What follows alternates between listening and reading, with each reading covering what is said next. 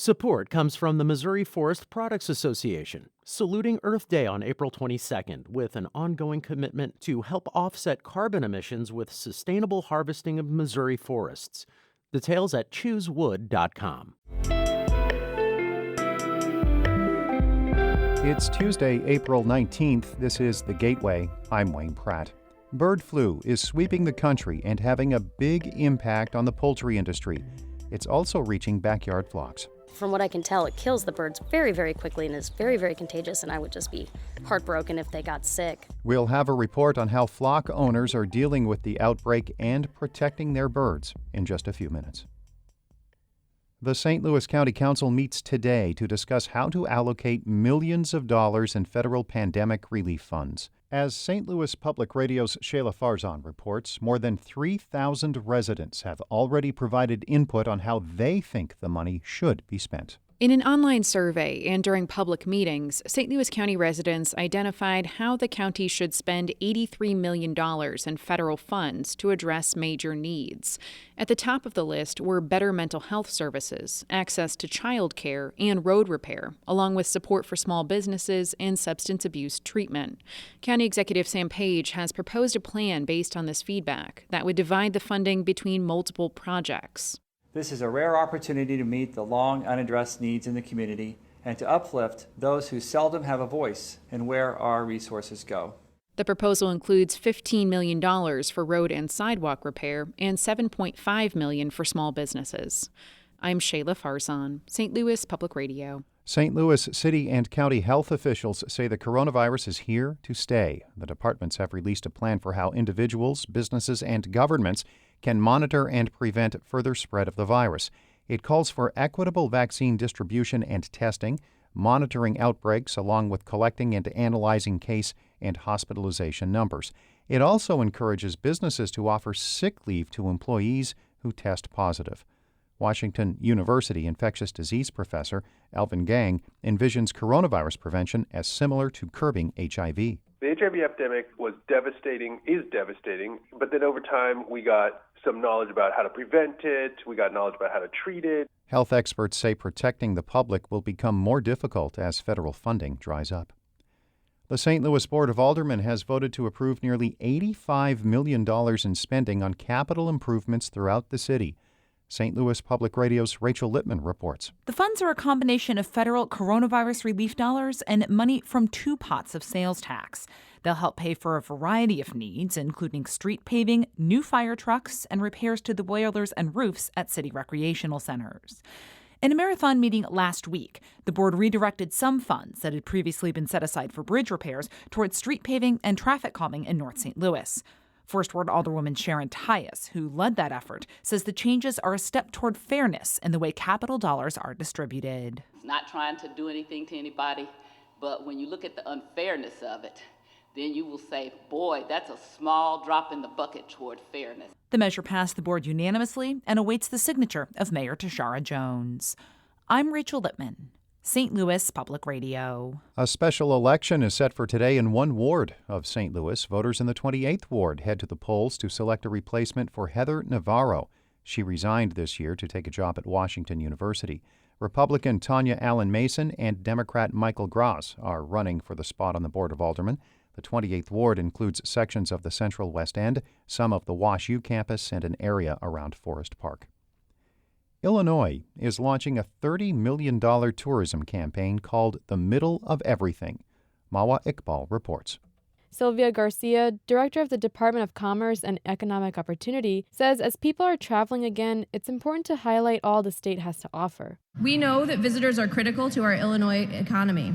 They generate economic impact by dining in those world-class local restaurants, staying in our inviting hotels, and supporting our distinctive small businesses. In 2019, before the pandemic, Illinois visitors spent $43 billion. Garcia hopes this campaign will promote iconic attractions like the Shawnee Bluffs downstate. I'm Mawa Iqbal.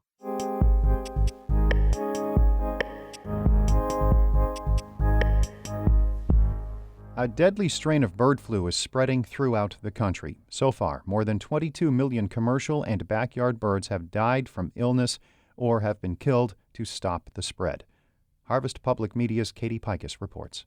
I met turkey grower Ben Slinger in the town square of Ellsworth, Iowa. Wild birds nest between buildings here. Like most producers, Slinger's limiting visitors on his nearby farms to prevent bird flu from reaching his flocks. It is a very concerning time. We're watching stuff extremely closely. Slinger raises about 850,000 turkeys a year for an Iowa meat processor. The 2015 bird flu outbreak hit his family hard. He had to cull 38,000 turkeys to stop it from spreading. So Slinger and his workers are extremely careful now that bird flu is back, and especially after it reached a nearby commercial turkey flock. He's testing turkeys for the virus more frequently. And we've been in pretty good shape. This year's definitely going to challenge us, it seems like, in the coming weeks as to if we're truly prepared again for what happened in 2015. State officials and scientists also caution backyard flock owners to be on high alert. The virus has reached these small flocks in Missouri, Illinois, Iowa, Kansas, and Nebraska. Don Reynolds is a professor and poultry veterinarian with the University of Nebraska-Lincoln. The backyard or small flock producers, they're not as aware of this, and so they are more susceptible. Reynolds says some backyard bird owners may not be around their birds as much as commercial producers, looking for symptoms like a lack of energy.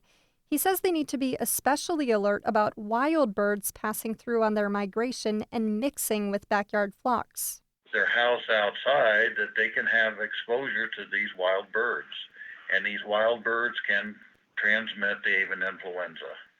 And so that's very, very concerning. Reynolds says wild birds could spread the virus through drinking the same water or eating from bird feeders. Kristen Dennis of St. Louis stopped filling her bird feeders for that reason. She's had chickens since 2010 and added ducks to her flock during the coronavirus pandemic. Dennis has been closely monitoring her 16 chickens and ducks for bird flu symptoms and keeping them in their enclosure. Because from what I can tell, it kills the birds very, very quickly and is very, very contagious, and I would just be heartbroken if they got sick. Dennis says all of her birds have names, they have personalities, and she doesn't want to lose them. After the last big bird flu outbreak, she learned that backyard flocks made up 10% of all birds that died or had to be destroyed. To me, that suggests that it really devastated a lot of people's home flocks, which is really makes me think twice and maybe 3 times about making sure to put precautions in place to keep mine safe. In St. Charles, Missouri, Leah Schaefer is newer to backyard chickens. She has 4 hens. How you doing? This is Miss Cherry. She's a little shy. Schaefer got the chickens during the pandemic as a way to get her 2 kids outside. Her hens roam about a fenced area of her yard during the day. My biggest concern has been predators, not necessarily sickness. She says bird flu isn't a major concern for her because she has such a small flock, and she keeps an eye on them from her kitchen window. I'm pretty confident that they're safe. And if anything changes, and I notice right away if they're sick, that's the thing. Like, if anything changes, I see them right away, and I'll get them over to a farm vet. Schaefer says her birds have been energetic, very healthy, and they're laying eggs. But with bird flu, she says she'll think twice about adding more chickens to her flock. I'm Katie Pikus, Harvest Public Media. Harvest Public Media reports on agriculture throughout the Midwest. Shula Newman is the executive editor of St. Louis Public Radio, a listener-supported service of the University of Missouri-St. Louis. Music by Ryan McNeely of Adult Fur. I'm Wayne Pratt. This has been The Gateway.